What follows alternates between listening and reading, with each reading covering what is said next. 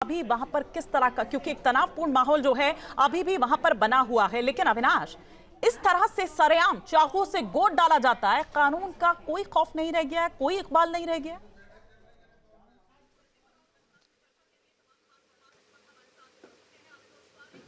हिमानी, देखिए यही एक बहुत बड़ा सवाल है कि सोचिए कि एक साधु को, जिसका किसी से कोई लेना देना नहीं, उसको धोखे से बुलाया जाता है गांव के बाहर एक ठिकाने पर, और वहां धोखे से उसके ऊपर चाकुओं से हमला कर दिया जाता है। और वजह सोचिए, वजह आप जानकर चौंक जाएंगी कि वजह सिर्फ इतना, इसके पीछे की जो कहानी ये है कि आप ठीक मेरे पीछे जो ये मंदिर देख रही हैं, निर्माणाधीन मंदिर, चूंकि इस मंदिर का निर्माण खुद साधु राममिलन दास करवा रहे थे, जो यहीं पर रहते थे, इसी मोहल्ले के रहने वाले थे, और अपनी जमीन पर इस मंदिर का निर्माण करवा रहे थे, जो उनके हिस्से की जमीन थी, चूंकि उन्होंने वैराग ले लिया था आज से 15-20 साल पहले, और अपनी जमीन पर बनवा रहे थे।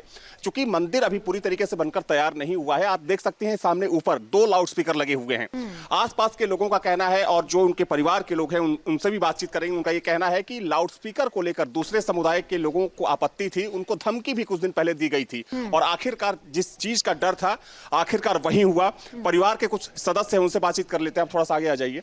आप क्या लगते थे इनके जो साधु जी? जी, मेरे मामा जी के छोटे बेटे हैं। अच्छा, ये बताइए, बताया जा रहा है कि सिर्फ लाउड स्पीकर बजाने को लेकर इस वारदात को अंजाम दिया गया। जी, लाउड स्पीकर, और मंदिर जब से निर्माण हो रहा था और लाउड स्पीकर बजाया जाने लगा था, तब से जो है लोग साजिश रच रहे थे, और उनके द्वारा कई मोहल्ले में कई लोगों से बताया, परिवार में हम लोगों के नहीं बताया कि जो है हमारा किसी से वाद विवाद इस चक्कर में हो रहा है, लेकिन आस पड़ोस के लोगों से बताया कि हम बताएंगे चाची आपको, चाचा बताएंगे, हमको बहुत धमकाया जा रहा है, ऐसा कल से हम लोगों को सुनने को मिल रहा है। तो ये सच्चाई है सिर्फ, और कोई उनका किसी से झगड़ा था ही नहीं। बाबा बोधेश्वर मंदिर के वो सहयोगी पुजारी थे, उन्हीं के साथ में रहते थे। जब से वहाँ बाबा जी नहीं रहे तो अपना ये अलग मंदिर है, राम मंदिर बनवा। मुख्य आरोपी है इजराइल, अभी तक फरार है, वो नहीं पकड़ा गया अभी तक। अभी तक रहने वाला कहाँ का था? रहने वाला गांव सुनने में आ रहा, ततियापुर गांव का है। हम लोगों ने अभी देखा नहीं, कभी बाबा जी का उनका साथ भी नहीं। रस में ही कोई घर है, वहीं घर बना हुआ है उसका, बाहर के लोग रहने वाले हैं। देखिए, साधु राममिलन दास के बड़े भाई वीरेंद्र सिंह जी, जरा क्या कहना चाहेंगे, और अब क्या कुछ मांग है प्रशासन से, सरकार से आप लोगों की? प्रशासन बहुत गलत काम कर रहा है। क्या? 2 लोगों को जेल भेज रहा है, बाबा के भक्तों को जेल भेज रहा है। नहीं तो जो लोग पकड़े गए हैं, चूंकि मुकदमा तो आप ही की तरफ से दर्ज करवाया गया था। मुकदमा तो हमें जब दर्ज कराया गया, लेकिन जिनके नाम मुकदमा दर्ज गया उनका नाम मुल्जिम बना दिया गया। ठीक है, जो बाबा को लेके आए, इलाज कराए, जी घर सूच। ठीक है अविनाश, हम लौटेंगे आपके पास। फिलहाल शुक्रिया इस तमाम जानकारी के लिए आपका भी। लेकिन शुरुआत कर रहे हैं अमितोष पारेख से। अमितोष पारेख, आप किस तरह से देखते हैं इस पूरी घटना को? एक साधु की किसी से क्या दुश्मनी हो सकती है कि उसको इस तरह से सरेआम चाकू से गोद डाला जाए?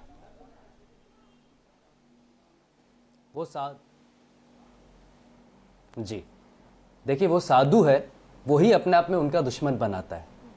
भगवा से दिक्कत, साधु से दिक्कत, मंदिर से दिक्कत, बकरा ईद ना बनाने से दिक्कत, सूर्य को मार दिया जाता है तो कभी पटाखे चलाने पे मार दिया जाता है, तो कभी हिंदू भजन सुनता है तो मार दिया जाता है, तो कभी साधु है तो मार दिया जाता है।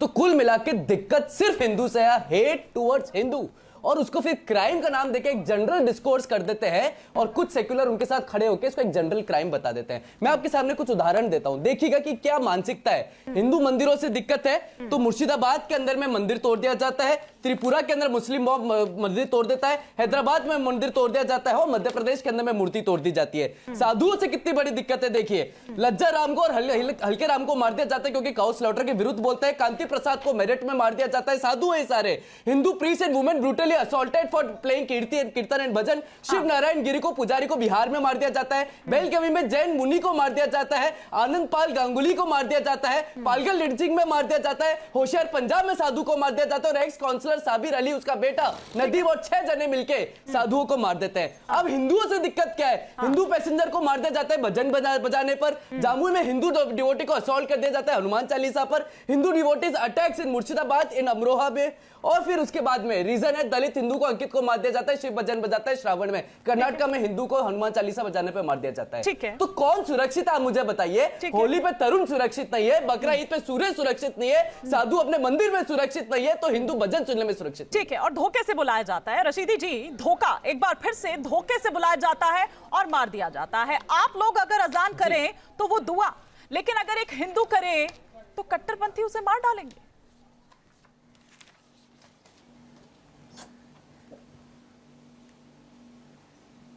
नहीं, जिसने भी ये कृत्य किया है उसको कड़ी से कड़ी सज़ा मिलनी चाहिए।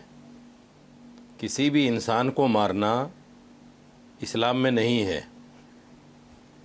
अगर इसलिए मारा गया है कि वो लाउड स्पीकर बजा रहे थे या वो पंडित थे तो ये तो और भी घिनौना काम है, बिल्कुल नहीं होना चाहिए। लेकिन ये सिलेक्टिव राजनीति, सिलेक्टिव डिबेट, मेरी आवाज़ मिल रही है आपको? बिल्कुल मिल रही है। सिलेक्टिव डिबेट के बाद आप रुक क्यों गए? मैं तो सुनना चाह रही हूँ, उसके बाद आप क्या कहना चाह रहे हैं? कट गया शायद ये। हाँ।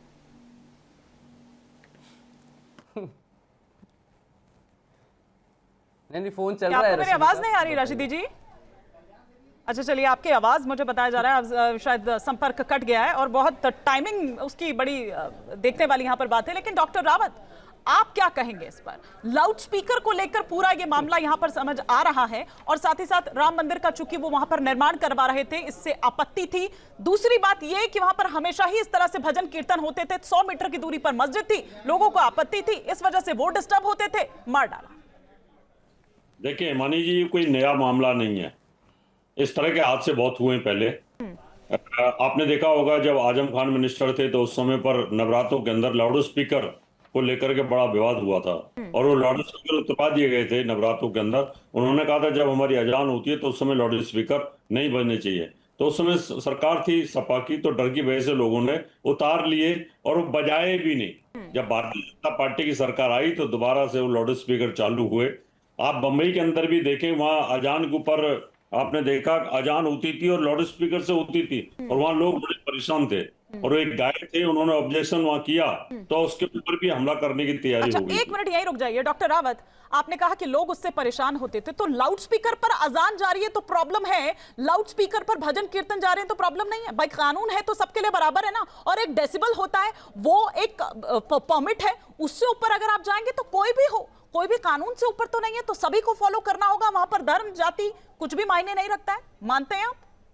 बिल्कुल, ये बात ठीक है, मैं मानता हूं इस बात को, लेकिन कानून का पालन तो हो ही नहीं रहा था। हाँ। और ये तो बहुत बुरा हाल था। जब सुबह सुबह 5 बजे जगो तो चारों तरफ से अजान आती थी, आदमी ना पढ़ पाता था, ना सो पाता था, ना ध्यान कर पाता था, ना अपनी पूजा पाठ कर पाता तो था। यही बात तो वो लोग कह रहे हैं, वो कह रहे 100 मीटर दूरी पर मस्जिद थी तो दोनों बंद करते, या तो फिर या तो दोनों बंद, मस्जिद का भी बंद होता और मंदिर का भी बंद होता। तो आप मान रहे हैं ना कि ये नहीं होना चाहिए था? भाई लाउड स्पीकर पर अगर अजान नहीं जा सकती है तो लाउड स्पीकर पर भजन कीर्तन भी नहीं जाने चाहिए, दोनों के लिए बराबर होना चाहिए।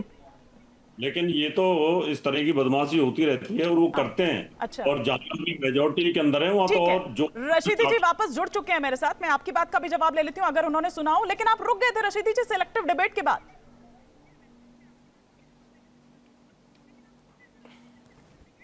जी नहीं, मैं सिर्फ ये कह रहा हूं कि इस तरह की डिबेट से सिवाय नफरत के कुछ नहीं होता। अच्छा। ये लॉ एंड ऑर्डर का मसला है। अच्छा। लॉ एंड ऑर्डर जो है, सरकार को चाहिए कि जिन लोगों ने किया है उनके खिलाफ कार्रवाई हो और कड़ी से कड़ी कार्रवाई हो। यहाँ बैठकर हम लड़ें कि जी उसने मुसलमान को मार दिया, उसने हिंदू को मार दिया, तो मैं समझता हूँ ये तो कोई अक्लमंदी नहीं है। वारदात तो मैं भी गिनवा सकता हूँ, लेकिन वो उससे फायदा नहीं है ना। सरेआम चाकुओं से गोद कर मार डाला जाता है और आप कह रहे हैं कि बेकार आप इस पर बहस कर रहे हैं। आप ये कह रहे हैं अमितोष पारिक जी, इतनी चिंता क्यों जता रहे हैं आप? वो कह रहे हैं कि ये तो लॉ एंड ऑर्डर का मामला है सीधा सीधा, हालांकि आप इस पर पहले कह चुके हैं। देखिए मैंने क्या, हिमानी जी मैंने क्या कहा था? मैंने यही कहा था, देखिए लाउड स्पीकर में मस्जिद चलती है, मस्जिद के अंदर में लाउड स्पीकर चलता है तो इनको दिक्कत आ जाती है कि हमारे ही सेलेक्टिव टारगेट किया जा रहा है, हमारे लाउड स्पीकर उतारे जा रहे हैं। आज एक साधु को इसलिए मार दिया जाता है, आके स्टेटमेंट दे दिया गया कि वो लाउड स्पीकर तेज बज रहा था तो हमने मार दिया, तो मतलब कहीं लाउड स्पीकर बजा तो कानून अपने हाथ में ले लिया। वो सेलेक्टिव आउटरीच नहीं है, वो सेलेक्टिव डिस्कोर्स नहीं, वो सेलेक्टिव हेट नहीं है, वो सेलेक्टिव मर्डर नहीं है, लेकिन वो एक लॉ एंड ऑर्डर का विषय। ठीक उस प्रकार से जैसे रेडफोर्ट ब्लास्ट था, लॉ एंड ऑर्डर का विषय था, अभी तरुण खटीक था, लॉ एंड ऑर्डर का विषय था, सूर्य था, लॉ एंड ऑर्डर का विषय था, अभिषेक था, लॉ एंड ऑर्डर का विषय था, पालगढ़ था, लॉ एंड ऑर्डर का विषय था, चाहे तेजाराम को मार दिया गया, लॉ एंड ऑर्डर का विषय था। मुझे लगता है लॉ एंड ऑर्डर विषय तो अपना सरकार का काम है, सरकार करेगी। डॉक्टर रावत से भी किया था कि भाई अगर लाउड स्पीकर के लिए एक नियम है, एक परमिशन है, तो वो दोनों तरफ के लिए जरूरी है ना। बात तो ठीक है कि भाई चाहे उनकी बात हो चाहे आपकी बात हो, ये तो दोनों के लिए बराबर और सबको ये फॉलो करना चाहिए ना। बिल्कुल ठीक है, नहीं बिल्कुल ठीक है। हिमानी जी, कभी सुना है आपने किसी लाउड स्पीकर मस्जिद में चल रहा और किसी मौलवी को मार दिया गया हो जाके? सुना है? कभी नहीं सुना है होगा। लेकिन हमेशा एक बात जरूर सुनी होगी कि पब्लिक डिस्कोर्स के अंदर में पीआईएल जरूर लगी होगी, या प्रशासन को लेकर लिखा होगा, या फिर एडमिनिस्ट्रेशन के पास गए होंगे, कोर्ट न्यायालय में गए होगा, किसी मौलवी की हत्या इस वजह से हो गई कि उसके लाउड स्पीकर बजा रहा था। ठीक है। तो मुझे लगता है ये अपने आप में बहुत जनरल बात है कि ये सिर्फ हेट टुवर्ड्स हिंदूज है, ना कि किसी पर्टिकुलर। क्यों ना माना जाए रशीदी जी कि ये हेट टुवर्ड्स हिंदू है? वो कह रहे भाई ठीक है, अगर आपत्ति थी तो आप पहले आपस में बातचीत करते। भाई आपस में बातचीत से भी अगर आपको लग रहा है कि नहीं हल हो सकता है ये मामला, तो पुलिस के पास जाते, आप कोर्ट का रुख कर लेते, आप कुछ भी करते। लेकिन आप सीधा इस तरह का हिंसा का रास्ता तो नहीं अपना सकते, आप किसी को मार तो नहीं सकते।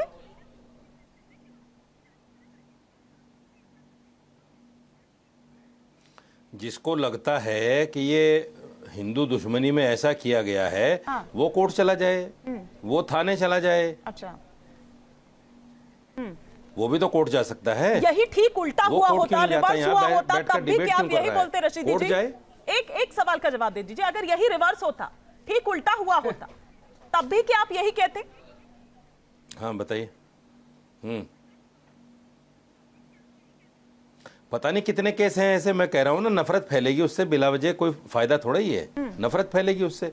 सरकार को काम करने दीजिए, सरकार की एजेंसियां हैं। हाँ। हम थोड़े कोई फैसला कर सकते हैं, या हम कोई फैसला सुना सकते हैं, या आप कोई जज हैं, या आप कोई कोर्ट हैं कि आप जो फैसला दे देंगे वही हो जाएगा?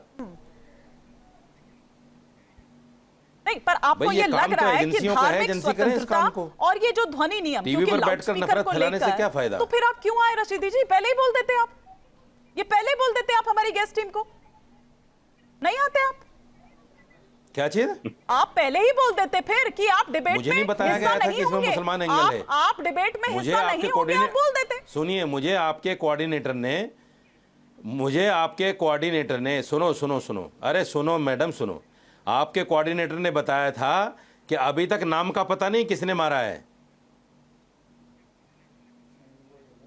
मैंने पहले ही पूछा था उससे कि भाई इसमें कोई मुसलमान एंगल है क्या? अरे आप अगर डिबेट में आ रहे हैं, देखिए आप तो धोखे से बुलाते हो ना, आप लोग तो। सब चीजों नहीं, धोखे से बुलाने की क्या बात है? आप लोग तो धोखे से बुलाते हो ना। आपको भी तो अपना होमवर्क कर आना चाहिए था ना। आप कैसे हमेशा एंकर पे, चैनल पर, गेस्ट कोऑर्डिनेटर पर सारा ऐसे नहीं होता है। नहीं रशीदी जी, आप अगर कहीं जा रहे हैं बहस करने, आप कहीं नहीं, देखिए इन बातों से सिर्फ वक्त जाया होता है। नहीं सुनिए ना रशीदी जी, मुझे नहीं पता, आप परसों भी डिबेट में जुड़े, आपने इसी तरह से किया, इससे सिर्फ और सिर्फ वक्त जाया होता है। रशीदी जी सुनिए ना, आप अगर कहीं जाते हैं, भाई मैं भी अगर कहीं जाऊंगी, सुनिए ना, मैं किसी डिस्कशन का हिस्सा हूं, सही बताना चाहिए ना। रिसर्च करके जाऊंगी, मैं अपना होमवर्क करके जाऊंगी। मैं किसी एंकर पर, होस्ट पे नहीं बोलूंगी, चैनल पर नहीं बोलूंगी, उस ऑर्गेनाइजेशन पर नहीं बोलूंगी, उस गेस्ट कोऑर्डिनेटर को नहीं बोलूंगी कि सारा ठीक रहा छोड़ दो।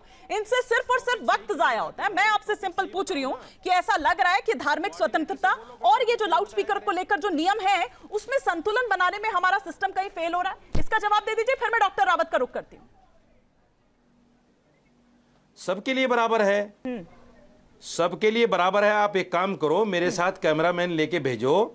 मेरे गांव में 3 किलोमीटर पे सुबह 3 बजे लाउड स्पीकर बजना शुरू होता है, और वो मेरे घर पे ऐसा सुनता है जैसे यही मेरे घर के पास बज रहा है।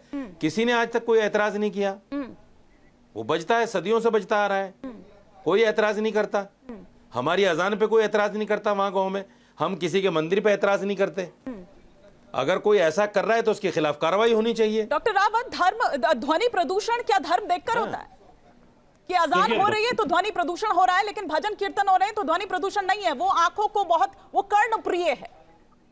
मानी जी, रशीदी साहब तो देखिए विद्वान धर्मगुरु हैं, ये तो नहीं बोलते, लेकिन जो जिहादी किस्म के लोग हैं वो बहुत हंगामा काटते हैं। इसमें तो कोई दो नहीं है। जहाँ थोड़ी सी मेजोरिटी होती है और उसके बाद तो वहाँ पूरा फतवा जारी हो जाता है कि हिंदू को तो सामान नहीं खरीदोगे, और जो भी मंदिर के ऊपर यात्राएं निकल रही होती है तो उस पर पत्थरबाजी भी होती है।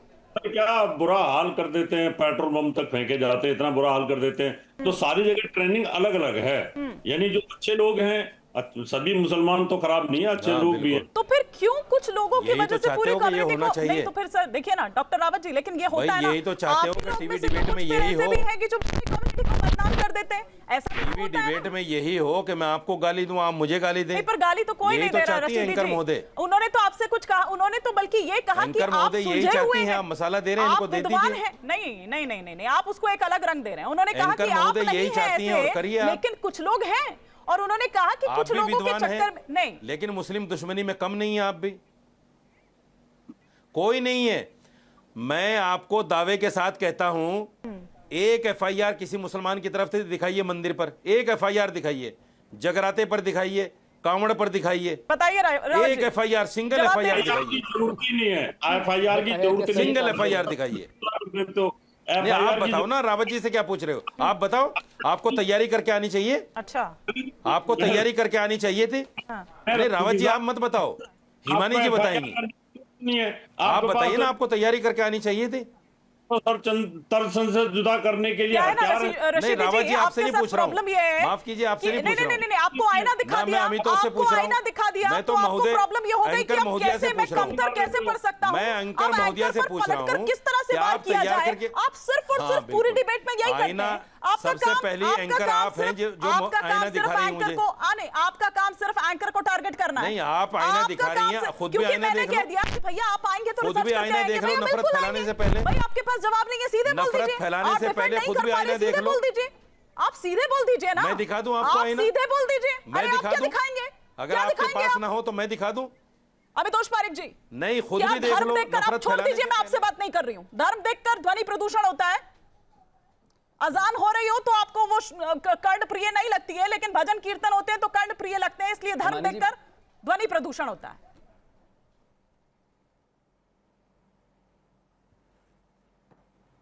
धन्यवाद हिमानी जी। देखिए, धर्म देखकर ध्वनि प्रदूषण होता है नहीं होता, ये तो एक बहुत अलग बात हो गई, लेकिन धर्म देखकर ध्वनि प्रदूषण के नाम पर मार दिया जाता है, ये अपने आप में बहुत सोचने वाला विषय है। मैं शुरू से कह रहा हूं कि this is an hate towards Hindus, और मैं इसको क्यों हेट टुवर्ड्स हिंदूज कह रहा हूं। मैंने आपको उदाहरण गिनाए, साधु के उदाहरण अलग रख दीजिए, हिंदू के उदाहरण अलग रख दीजिए। भजन पढ़ने पे भी मार दिया जा रहा है तो भजन सुनने पे भी मार दिया जा रहा है, तो कहीं पर आरती करने पे मार दिया जा रहा है तो मंदिर बनाने पे मार दिया जा रहा है। और मैं मंदिर बनाने पर पूरी मुस्लिम भीड़ कर्नाटक में इकट्ठी हो गई। अभी कुछ दिनों का पहला विषय, कर्नाटक इस्लामिस्ट वेंडलाइज मूरी करते हैं, हेट हिंदू सेंटिमेंट्स। एक मंदिर था जिसको हिंदू बना रहा था और उसको विरोध करने के लिए पूरी मुसलमान की भीड़ इकट्ठी हो गई। तो वैसे ही केरला के अंदर में इंडियन यूनियन मुस्लिम लीग बोलती कि कोई यहां पर भजन नहीं सुनेगा, नहीं तो उसको जिंदा जला दिया जाएगा, तब मंदिर से लटका दिया जाएगा। तो मुझे लगता है कि हमारे को डाइवर्ट इस बात पे नहीं होना चाहिए कि क्या ध्वनि प्रदूषण धर्मी है, ध्वनि प्रदूषण ध्वनि प्रदूषण है, क्या हिंदू के लिए अलग है, मुसलमान के लिए अलग है। ये बात ठीक है कि सड़क नमाज के लिए है भी नहीं, आप लोग भी तो कहते हैं ना। और मुसलमान भाइयों की लिंचिंग नहीं होती है क्या? कभी खाने के नाम पर, कभी किसी नाम पर, कभी किसी नाम पर, क्या नहीं होता है क्या? मैं जब बात कर रही हूं तो दोनों तरफ की कर रही हूं। रशीदी जी, आपसे कुछ नहीं कह रही हूं मैं। जब बात कर रही हूं तो दोनों तरफ की कह रही हूं कि ये एक्सेप्ट करना पड़ेगा ना भाई। वो अभी कह रहे हैं कि कुछ लोगों की वजह से, तो कुछ लोगों की वजह से पूरी कम्युनिटी को नहीं बदनाम कर सकते हैं ना आप।